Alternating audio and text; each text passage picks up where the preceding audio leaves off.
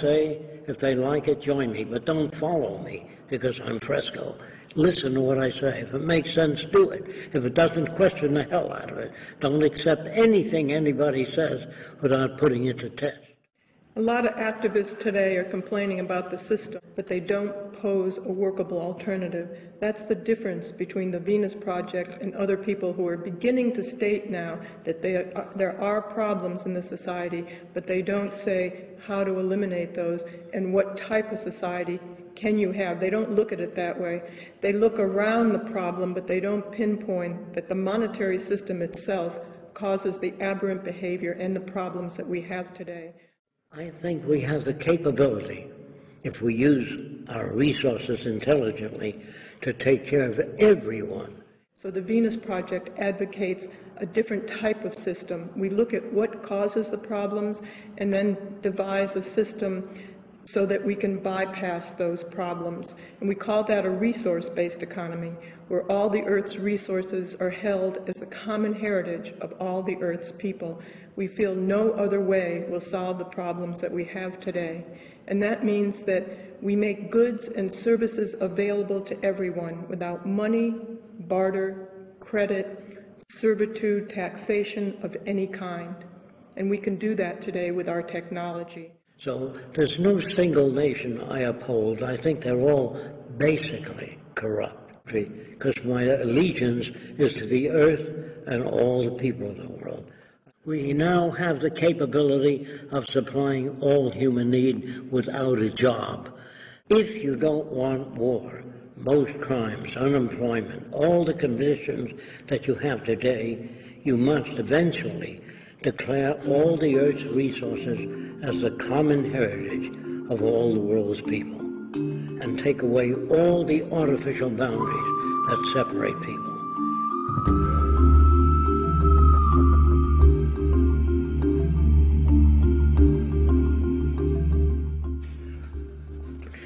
The Great Depression in 1929, when the banks failed in America, millions of people were unemployed, sleeping in every empty lot, and the veterans marched on Washington. World War I wanted their bonus. The government couldn't give it to them, so they were sleeping all around the Capitol, and they didn't look good. So the government said, "Get them out of there." To Douglas MacArthur, who I think was a captain, he asked them to leave. They said, "Not till we get our pension." So they didn't leave, and he threw tear gas at the veterans. Not he, but the Army. And to me, that didn't look right. And it didn't look right to see, when the banks failed, all these 15 million Americans sleeping in every empty lot.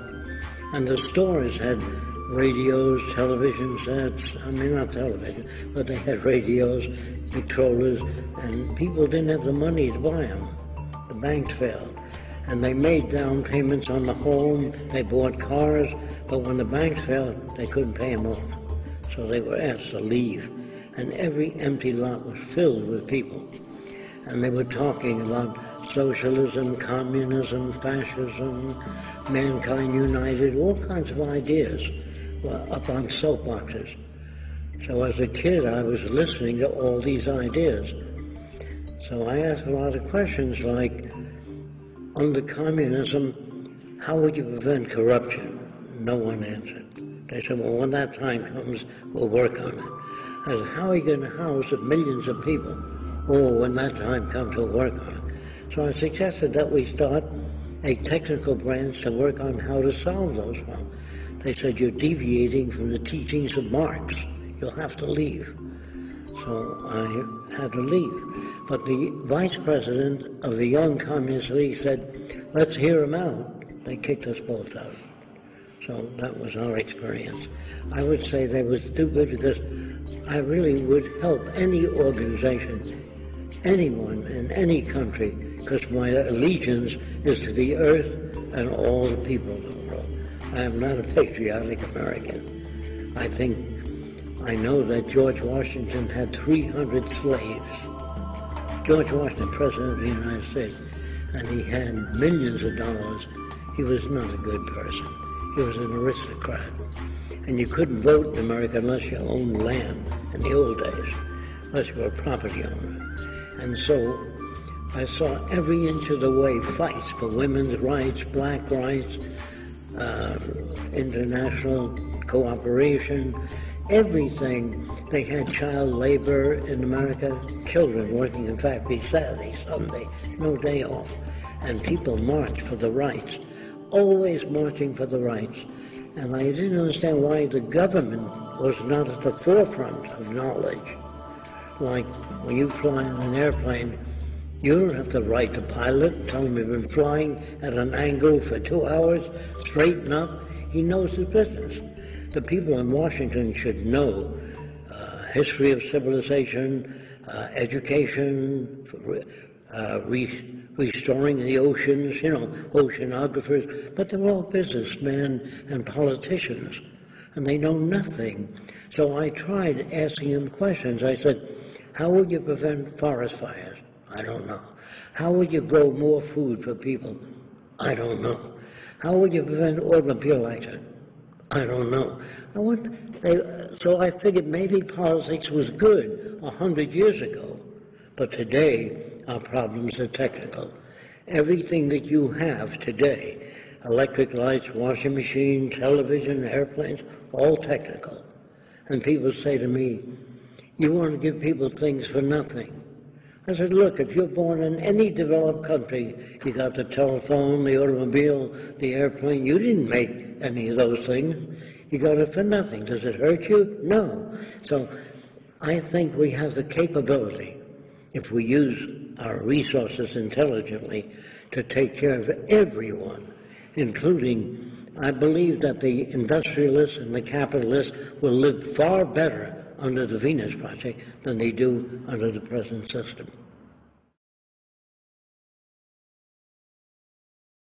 The Venus Project, if you don't want war, most crimes, unemployment, all the conditions that you have today, you must eventually declare all the Earth's resources as the common heritage of all the world's people and take away all the artificial boundaries that separate people. In that way, before that, ask questions like, where did America get America from? They took it from the Indians, killed a lot of Indians, starved 50 million buffalo, and forced the Indians into the desert. Then we took California by force and violence, and New Mexico from Mexico. After we, America, stole all the land we needed, we put up the sign, thou shalt not steal. So I think that's true of England, France, Germany. All nations took land from other nations that were stronger. So there's no single nation I oppose. I think they're all basically corrupt because of the nature of money. For example, if I owned a factory and I had a faster method of producing than you did, if I share it with you, I would lose my competitive edge. Do you understand that? So if everybody's out for themselves, if you have a dental infection, somebody makes $1,500 correcting it. If you have poor eyesight, somebody makes money selling eyeglasses. The whole damn thing is predatory to me. It doesn't look sane.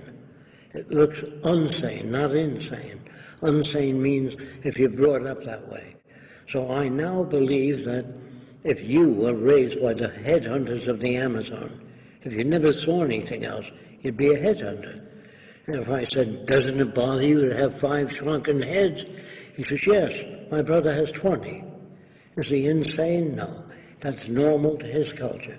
If you lived in ancient Rome, where they used to feed Christians lions, they'd starve the lions first to make a good show, then take the clothes off the Christians.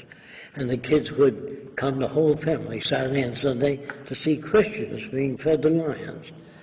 Now the kids would say, Daddy, can we come next week to see Christians being fed the lions? He says, if you behave yourself. So are these kids insane? No. That was normal to their culture.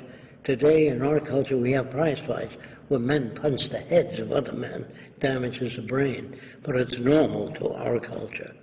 So to me, there's no good or bad people. They come from different environments where they're taught to hate the Japanese, the Germans are taught to hate Americans.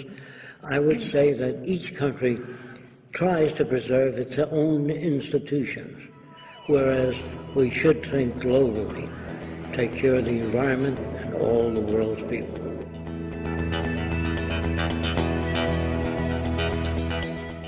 So I asked a lot of questions as a kid. I said, Fresco, how are you going to design a world where you bring all nations together? They have different concepts of God. In the Arab world, the guy has 6 wives. How are you going to do that? And I said, I don't know. I said, you better find out if you're going to change the world. So I joined the Ku Klux Klan. Do you know about that? The Ku Klux Klan. I turned them around and dissolved a section in Miami of about 34 members. It took me a month and a half. Then I joined the White Citizens Council. They hate foreigners, all foreigners. And I dissolved that in 1 month. Then I asked in New York, who are the most backward people? I asked a lot of people. And they said the Arabs that live in Brooklyn. I said, what makes you think they're backward? They still believe the earth is flat. So I said, Fresco, try to turn them around. So I found out you worked with the lead Arab. Don't work on the whole group. So I called him up on the phone. I said, can I come and talk to you? He said, in a dialect, you are Arab? I said, I'm not Arab. Means yes in Arabic. He said, from where your father he born? I said, in Lebanon. That means, where was your father born? So he said, come and saw me. So I came to see him. And he said, you believe the world is round? I said, yes. That means it can't be where he's coming from. I said, boy, you got to get to that guy. He said, if the world is round, man fall me down. All the water, he fall me down from the world. That's what he spoke. And he pointed to his head to show me how smart he was. So I gave him a balloon, put it in his hands, which I brought, and I rubbed the balloon with fur fast. I put some cornflakes in his hand and told him to hold his hand away from the balloon. And when you rub it, static electricity brings all the cornflakes up to the balloon. Oh, his jaw hit the pavement, yeah. He said, world, he magnet? I said, and he explained that to the other Arabs. See, if you use centrifugal force, gravitational field, they don't know what you're talking about. So you must adjust your language to that group. Do you understand? Otherwise, you're talking through your hat. So if a guy is brought up in the South and he speaks with a Southern accent, you can't say, stop speaking with a Southern accent. If he's brought up in France, he says, La Tour Eiffel, you know, the Eiffel Tower. If he's brought up in Australia, he says, how are you, mate? You know, that's normal to Australia. It isn't, he's not acting. So we have all these people with different customs. So the job was, how do you turn them around? So I brought a Japanese kid home one day. My mother said, I don't want those kids around. And I was shocked because I used reason with my mother. She still says, I don't want those kids around. I said, boy, if you can't change your mother, Jacque, you can't change the world. So I tried reason, logic, didn't work. So I said to my mother, this is a lie. I said, I was swimming in the East River. There's a high wall. I couldn't get ashore. And Masato threw a lifesaver to me. She said, you mean he saved your life? I said, yeah. Oh, I insulted him, and I heard him, please ask him to come back. So I said, I don't know if he'll come back now, to get her to plead with me. Please, Jacque, I feel terrible. So I called Masato and said, when you walk in the door, my mother can say, God bless you, thank you for saving my son, and that's what she did. But she was talking to him at dinner. And when Masato went to the washroom, I came back to my mother and I said, what do you think? She says, he's human. He's just like you and I. He's a very nice boy, has a wonderful family in Japan, a brother that's a doctor. So I said, yeah, he's a member of the yellow race. With that face of mine. And she said, but he's a nice boy. It's got nothing to do with it. I said, his eyes are slain. He's a different kind of person. My mother's now defending him. A month later, she really got to like him because he's very pleasant. So she puts her arm around him and calls him son and me.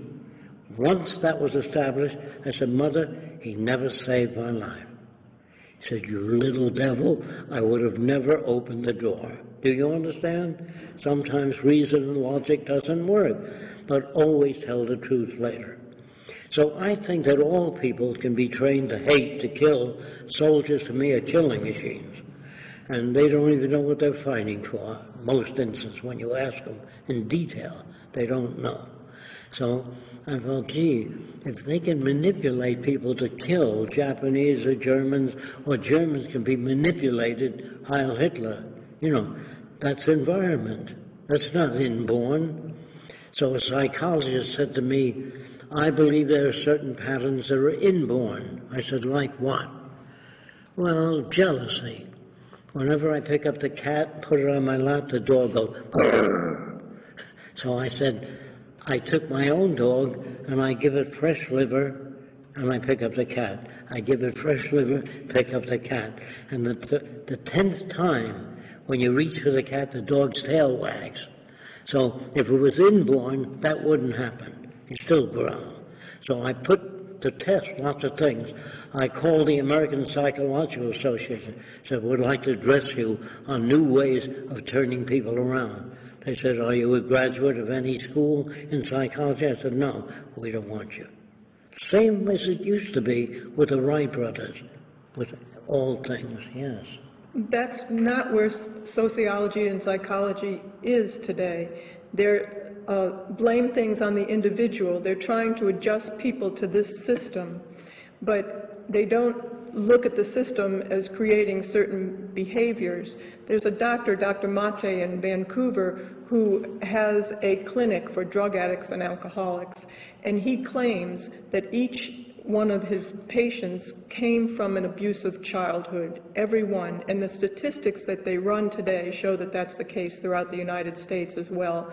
So he used to say that they would put them in jail because of their background. They had nothing to do with that. They had poor tools as to how to look at society. Today they're trying to blame the genes. They're just making that as a scapegoat instead of looking at the conditions of society that produce the aberrant behavior or looking at the policies that we have. And if they did look at it that way, then they'd have to look and see that the whole society was really inadequate and we need to bypass that. But as we said, a few people made out very well in this society and tried to freeze things as they are for their own advantage. If you have trouble with that, you take any child going to school today, sometimes the teacher says, that's wrong. That's wrong doesn't tell the kid anything. That's not what I told you. That doesn't tell you anything. So the language we use, all nations, was designed hundreds of years ago. And you can't talk accurately. You talk at people. Here's the proof. Sometimes a person says, have a nice weekend. Why don't they say, have a nice life? Why just a weekend? Because we're automatic. And I don't want that. I want people to listen to what I say. If they like it, join me. But don't follow me because I'm Fresco. Listen to what I say. If it makes sense, do it. If it doesn't, question the hell out of it. Don't accept anything anybody says without putting it to test. The difference between a thief and a priest or a banker is not in the genes. It's in the environment that they grow up in. And sometimes people say, well, I know two children from the same environment, and one turned out to be a monster and a thief, and the other like a priest or a very kind person. Well, people don't know it, that parents aren't raised to, parents don't learn how to raise children. It takes many years to go to school to learn how to work on a jet engine, but they let anyone work on children and raise children without going to school at all. It's frightening. So sometimes, as I mentioned, people think that it's in the genes because they're raised in the same family, and they say it's the same environment. But for instance, if parents favor one child and say, why don't you be like your sister? She picks up everything and she does all her homework and she does what we tell her. If she falls down the stairs, her little brother is going to be extremely happy and has a little grin on his face when she falls down the stairs. He's not mad. He's not evil. he just feels he's been mistreated. So even raised in the same family, it's never really the same environment.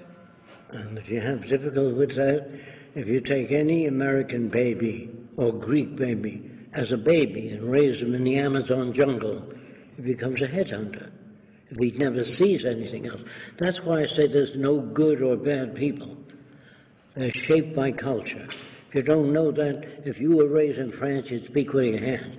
If you're raised in Italy, you say, come on, they eat, there's a good food. And that dialect, that everything is picked up, facial expressions, mannerisms. And if you take a normal young boy and bring him up with 6 effeminate women, very effeminate, women move differently than men. Say, did I see a gorgeous hat? See, facial hand movement. If that kid sees only that, he will speak and think just like a woman. It's not in the genes. They say, well, we're looking for the Republican gene in America. They talk that way. We're looking for the gay gene. There's no gay gene. There's an environment that shapes behavior and values.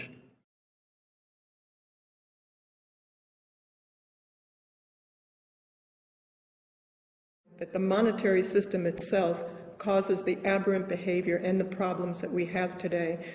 A lot of activists today are complaining about the system, but they don't pose a workable alternative. That's the difference between the Venus Project and other people who are beginning to state now that there are problems in the society, but they don't say how to eliminate those and what type of society can you have. They don't look at it that way.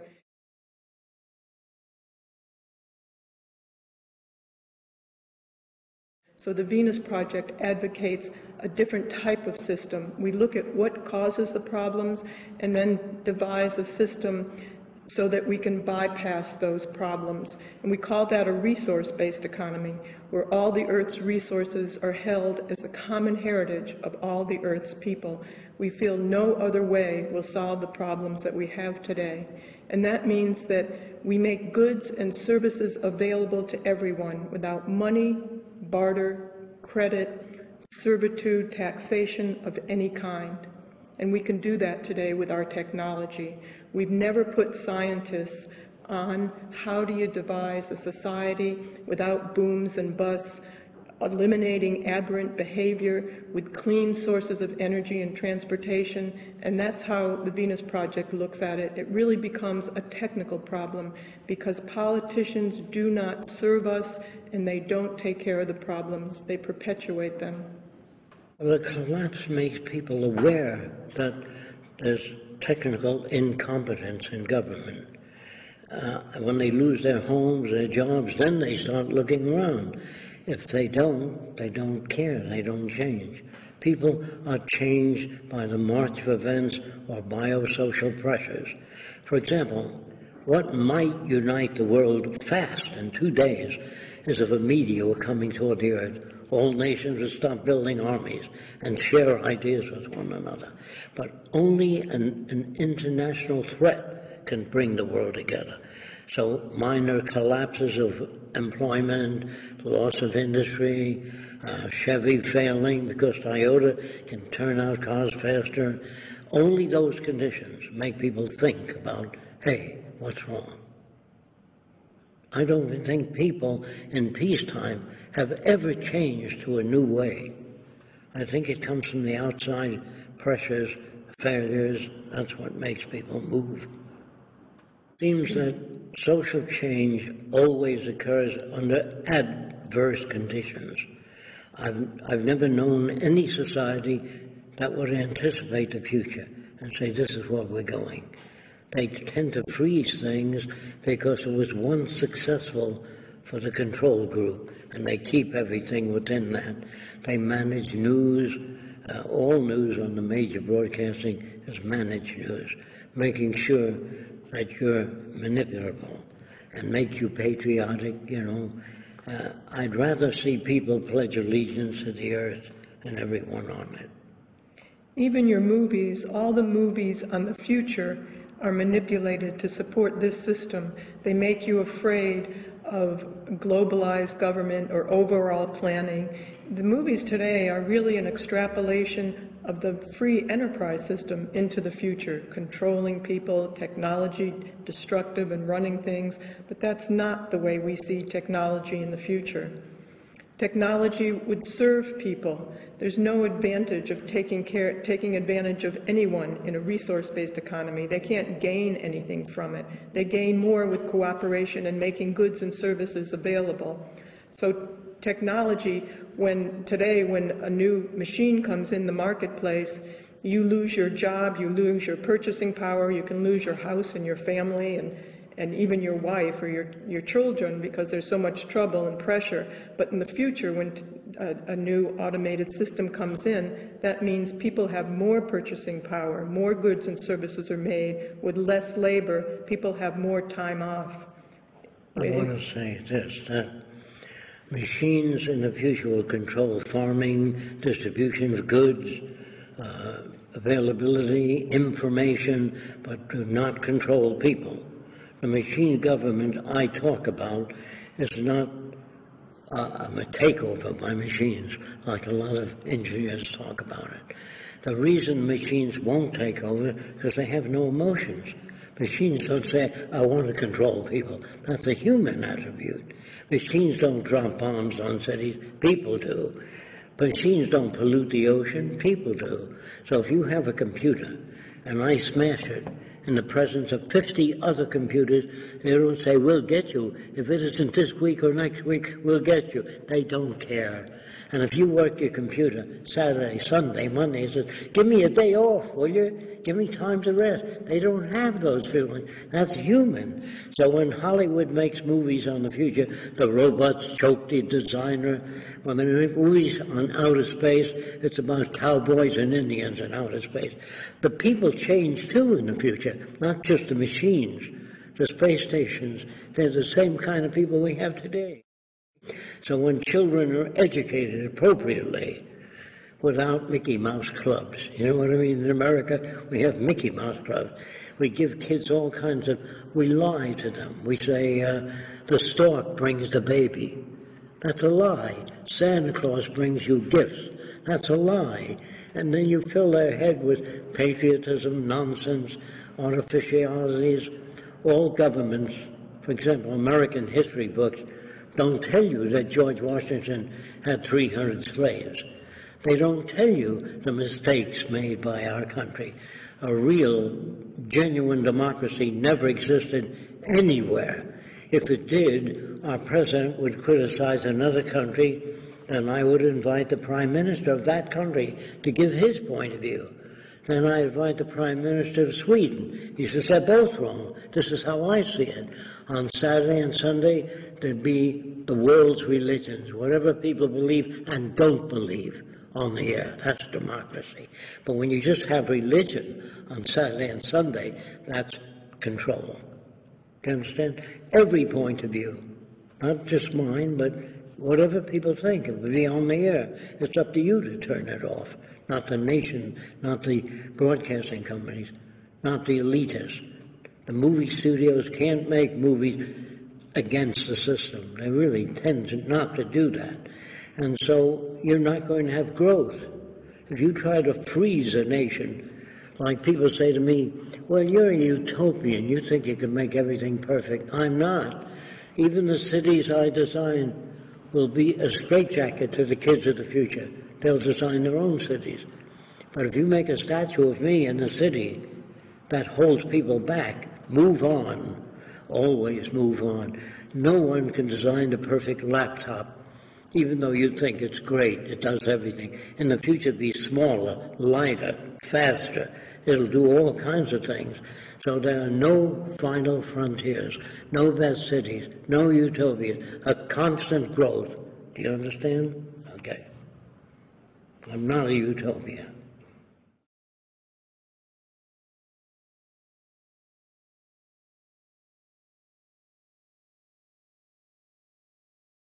Many people think I'm a communist. Communist has armies, navies, money, politics, social stratification. We don't have any of those things. We have nothing in common with any organization today. And communism is for the working class. But today, if you gave the working class a little bit more money, then you pay for that with the cost of the car. They raise the cost of the car. So that might be good for the working class, but it's not good for everybody else. So there's no way of segmenting or making this system just or equitable. We have to make a system that assures human rights. You know, when everybody has free access to goods and services, you don't have to fight for women's rights or black rights. It's an automatic in a society that's set up that way. You don't have to make laws, don't steal. You don't have any opportunity to steal. You have things. You don't have to steal or hoard or be greedy. It would bypass that behavior. Or take a watch that costs $150. A guy steals that. His third crime.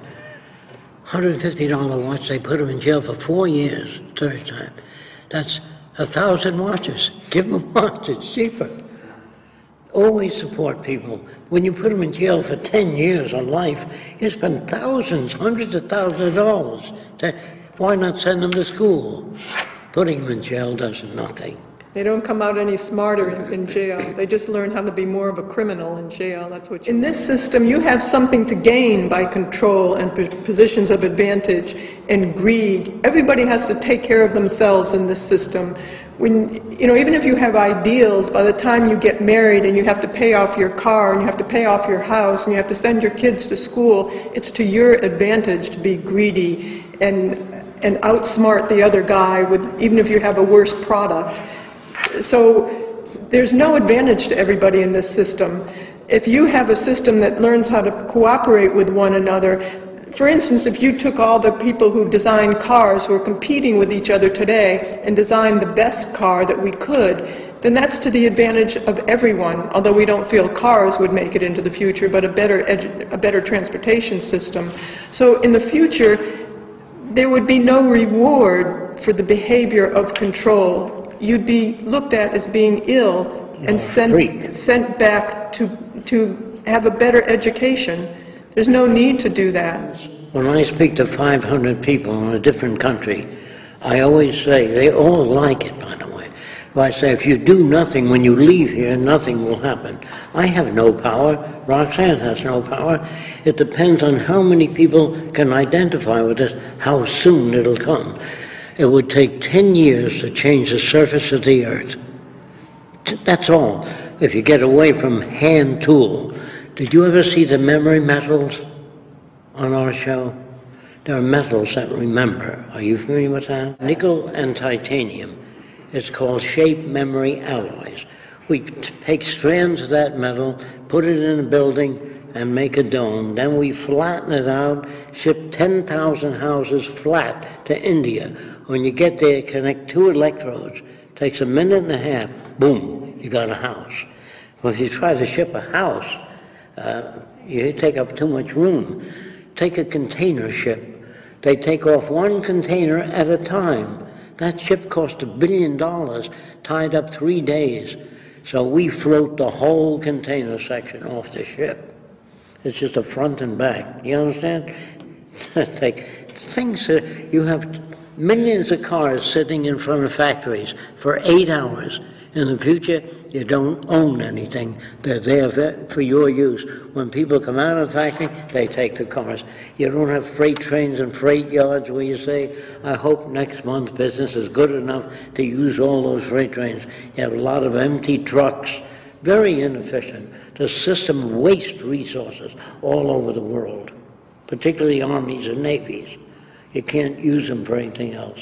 We ask you to look at www.thevenusproject.com. It's a very visual website, too. It doesn't just talk about the future, but it shows city systems, transportation, alternative sources of energy, new types of automobiles. And Jacque has been not just an artist, not just somebody who talks, and not just a philosopher about the future. He changed people. He worked with people to figure out how to change people's behavior. You can't just build a city and bring the same people in with the same values. He worked technically as to what the future could be like. His architecture is not just an architecture to his own ego, but it's social architecture to show how you can build total city systems that are efficient, clean, and produce abundance for people. That's criteria, among other things. So it's a totally different way of thinking, totally different way of building. if we want to make it into the future at all. It wouldn't take long. No, I'm not interested in anything 500 years from now. I'm interested in the next 5, 10 years. So our system could have been applied in 1927. We could have made the earth a beautiful garden. All our cities, they have no parks. The whole city is a park. Beautiful trees, lakes, waterfalls. We don't even know the fantastic things the future will produce. It's going to be so fantastic that today the middle-class Americans live better than kings. They have cell phones, television in their car, air conditioning. No king ever had that.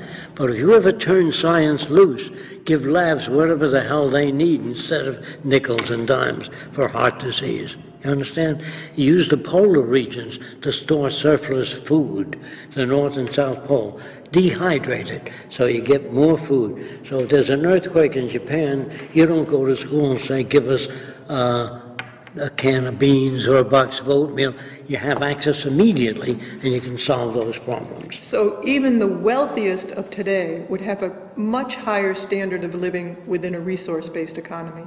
It's not for poor handouts so they just live. I'm not talking about that. I'm talking about a very rich economy for everyone.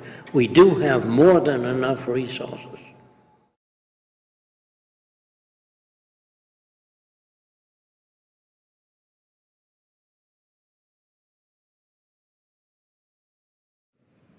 All the little things people believe in are mostly BS, bad science. Now you say to me, well, isn't there any future for humans? About 9 months ago, experiments showed that computers can handle 1,000 trillion bits of information per second. No group of humans can do that. I don't care what school they went to. So what's going to happen is not a machine takeover.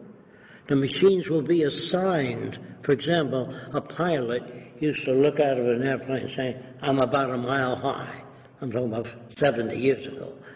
And today, Doppler radar hits the ground, bounces up, and tells you you're 5,300 feet, 20 inches off the ground. No human can do that. So it's not a takeover. They will be assigned decision-making. I don't know if you remember when women used to operate elevators. They turned the crank and never quite got to the floor. Today, you press 20, it stops exactly at the floor. All airports today, modern, have trains without operators or conductors. They stop exactly in front, then the doors open.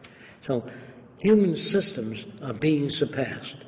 Now, if you understand the next thing, when you're studying dermatology, they show you all kinds of skin diseases. So you memorize the shape of it.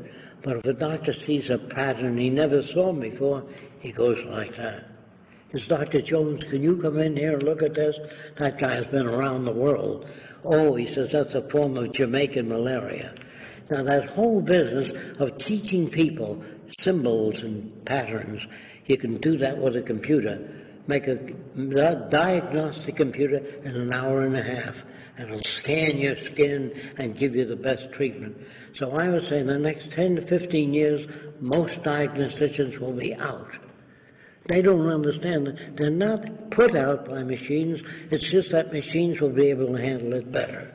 Some people are afraid of machines, but it's not the machines you should be fearful of. It's the misuse and abuse of the machines in this system for certain advantage. You know, it's not the machine that goes and kills. It's people that operate the machines, that operate the rockets. You can use a hammer to be constructive and make something, or you can hit somebody over the head with a hammer. So it's the way it's used, and in this system, it's more abusive. You have to educate people and really put them in a different environment if you want a different type of person, and find out what conditions make them that way, and work on making them more constructive and cooperative and wiser and be able to contribute to society. Most of the professions today do not contribute anything to society. Manipulation of money for more money, lawyers, bankers, salespeople, insurance people. We wouldn't need that in the future. It'd all be gone. Just people learning how to contribute to society for the well-being of your life. You know, the smarter your kids are, the better my life. All the kids today shooting up drugs, hanging out in corners, have no place to go. They don't have photography centers or music centers. They have baseball and football on corners, but what does that give them? How does that help their mind? It really doesn't. When I was a kid, all they had was cowboy pictures, and they never sat down to discuss anything, pulled out their guns and shoot the opposition. So you never had any development. All movies were awful. They used to show blacks as afraid of ghosts, and Mexicans sleeping in the sun, lazy. Swedes, big dumb Swede, get a dumb Swede to clean out your cellar, or a dumb Polak, or a gangster Italian, or a drunken Irishman. That's the way they used to talk.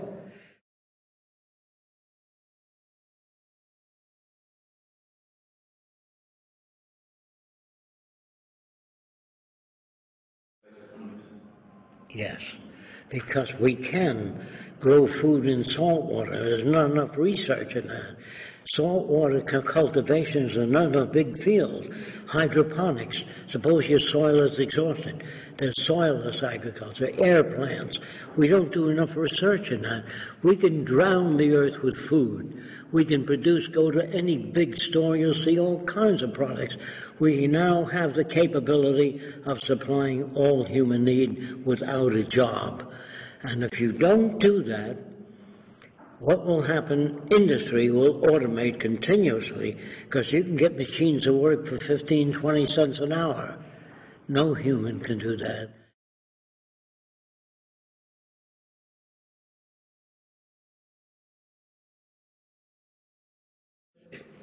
Well, if most people do not understand the Venus Project, if most people that I speak to all over the world do nothing, nothing will happen. We can't really give you a timetable. We can't really give you a timetable as to when the Venus Project will come about because Jacque and I have no power. We have no money. What our safeguard is talking to other people and the amount that they understand about this direction and talk to others and get it out on the media as you're doing. That's the hope that we have, that enough people understand this direction and work toward it. Or you take soldiers. They're trained to be killing machines. I would take all the millions of soldiers, send them back to school as problem solvers. Why we can't bridge the difference between nations. They go in, they say to bring democracy. That's not true. They go there for oil, resources, cheap labor. No country is so kind as to go in and say, how can we help you? And we do think that we can solve most of the problems in the future when we unleash the methods of science to the social system. That doesn't mean scientists running things, because scientists have the same belief system. They grow up in this system to support what's already there. They're patriotic. You can make scientists make weapons today. You can use them and abuse them for that. But in the future, they'll become multidisciplinarians. So you can't take somebody and build weapons. They would ask, what is the weapon for? What did the other country do? They would have a broader range of understanding of how we get along with one another. And scientists, remember, used to write books on why man can fly. And the early scientists, medics, did never wash their hands before surgery. So they're not always that bright. And all our schools are better equipped than ever, and the wars are getting worse. We have bombs now much more destructive than the ones dropped on Hiroshima. There's something wrong with our educational system. If people were really scientists, they'd ask questions. What makes a serial killer? Why are some men kind and some inventive, some lazy, some not? They'd study those details and get rid of the conditions that produce aberrant behavior. I don't mean force, I mean education. I believe that a serial killer is made that way by society. It isn't that I believe. I can tell you how they're made if you want to know. I believe that every murderer, every criminal is made by society. Now, I'll give you one example. There used to be a guy named Albert Fish. They believe he ate 45 children. The public wanted to tear him to pieces. A psychiatrist named Wortham said, "Don't kill him. I want to try to find out what made him that way. That's more important." And they found out that when he was about 7 years old, he was touching his private parts. His mother was an old-time Baptist. She said, "You're going to burn in hell touching that part of your body. You will burn eternally." He scared the hell out of the kid. And the mother said at 2 in the morning he was screaming. She walked into the bedroom. He stuck needles in his genitals because he didn't want to go to hell. Do you understand that? Then he used to take minority kids in the woods and try to cut their genitals off to save them from hell. What do you think a soldier is? A guy exposed to Japanese soldiers raping women, doing terrible things, and he enlists in the army. All nations do the same thing. It's called propaganda. So I don't think that those systems are valid anymore. I can see children raised by people where they don't say, "You're a Catholic, you don't play with that Lutheran," or "You're a Seventh-day Adventist, you don't play with that Catholic." Parents innocently warp their children. They're not bad. I don't mean they do it intentionally. They're brought up with misinformation. Today, people would get a chance to go back to school and learn things that are useful. The universities, we see the cities in the future would be university cities. People would always be learning and participating. And in the future, you think about it today, you're only on the backs of about 100 people that brought you different technologies that support the system. We'd only need about 7,000 people on a total global scale to make a paradise of the whole world. Because this is a global system. It couldn't be done by just one village or one eco-village. A lot of people think, well, they want to just go build this and build an eco-village and it would be a resource-based economy. Well, they're really wrong, because what's most important is understanding the behavioral aspects of the Venus Project. And you can't just build a village that's self-sustaining and good for those people within that system and put a wall around it and expect if the rest of the world falls apart that city won't be invaded. It's a global problem, and we want to introduce a whole new social design, and if people like it and work toward it, we might be able to get it.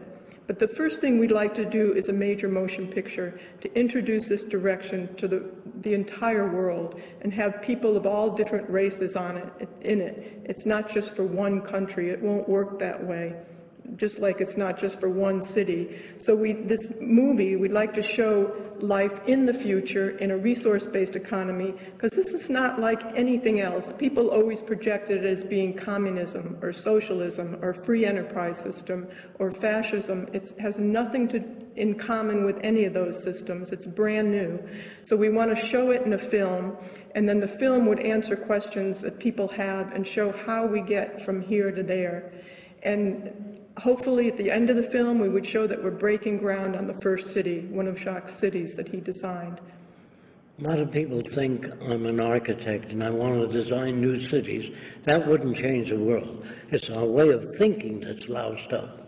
That doesn't solve the problems that we have today. A new green city or a green building, it doesn't even address what the real problems and the real issues are.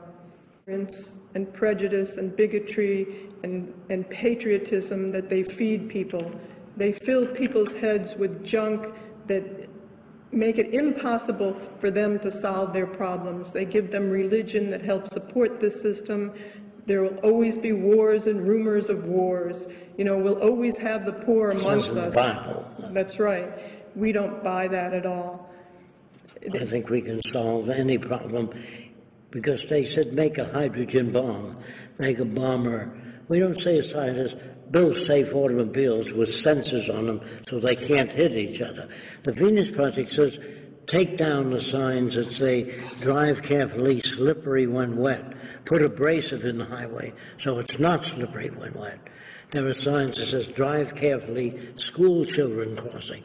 When a school children press the button to cross the street, the pavement turns up, so no car can hit a kid. You understand? Our problems are technical, not political. all television sets, all laboratories for heart disease will be fully equipped. You don't go to schools, we need 10 cents for a bucket of food for the poor Africans. We take care of the whole works. Education for living and how to find meaning in your own life.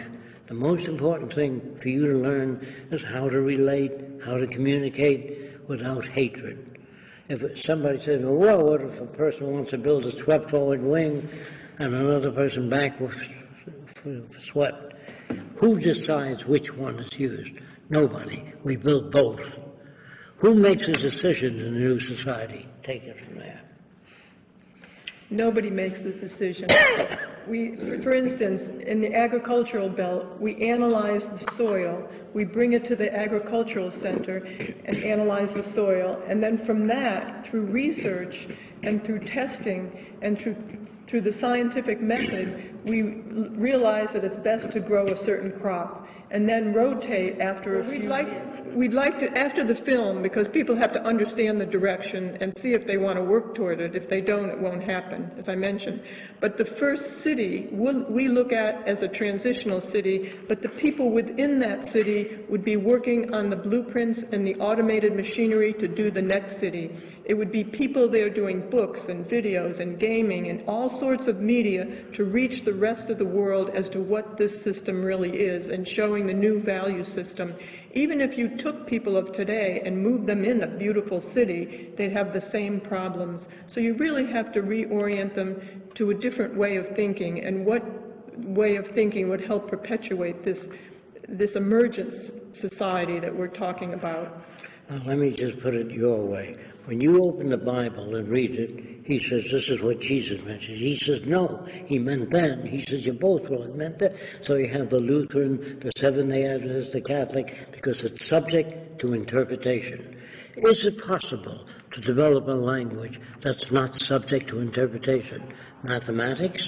Chemistry? When chemists write a formula, guy says, I think he meant this. No, it's understood. Engineering standards, the guy doesn't say, believe me, this is strong. He gives you the tensile strength, the torsion strength, the compression strength. So if people interpreted engineering drawings their own way, you couldn't build bridges. The guy says, I think the beams are there. Oh, they're this big. So it would not work. So technological language is the closest language to direct communication. That's why I tell you the language you've learned is hundreds of years old. It's not appropriate. They use words like good and bad, right and wrong, black and white, a thief, an honest man. Al Capone opened more soup kitchens during the federal government's period of the Depression. Was he good or bad? In some areas he was good, some areas he was bad. Now let's take another phony word, love. Do you like everything you've ever done in life? Of course not. So if you live with a replica of yourself, how long will you be together? Think about that. So what happens in language is we keep growing. If you sometimes you like yourself, sometimes what a stupid thing I did, what a real dumb thing I did. So love is fluctuating. It's never constant. If you get married, sometimes you love your wife very much, sometimes a little less, sometimes how did I ever get into this situation? So love is not a constant. We have to take all the old language and redefine the terms. A person comes up to me, this is true, and says, I'm a nature lover. I'm sure you've heard that. I mean, you like earthquakes, that's natural, kills millions of people. Hurricanes, tsunamis, disease, all natural. Rattlesnake, some things about nature you like, other things you don't. But they're brought up, say, I'm a nature lover. I don't understand why people can't see that. Obviously, it's because they haven't been exposed to other systems. So our schools are frozen, our junior grade schools, our universities are all loused up.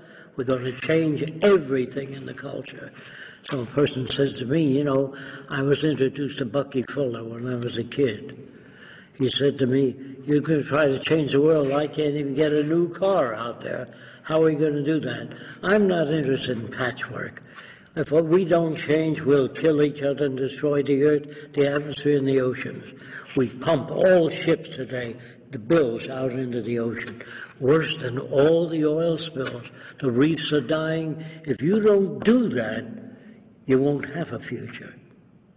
That's why I do what I do, because I'm very concerned about the direction people are moving in.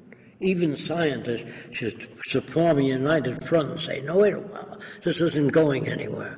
You know, they built a place for senators under a mountain with enough food for 6 months. What do you come out to? A radioactive world? How stupid can you be? I do a lecture called The Limitless Dimensions of Human Stupidity. And that's today. We are not civilized yet. It's an ongoing process. We never arrived. I hope you understand what I'm saying. I really deeply appreciate the opportunity to be on your show. And thank you again.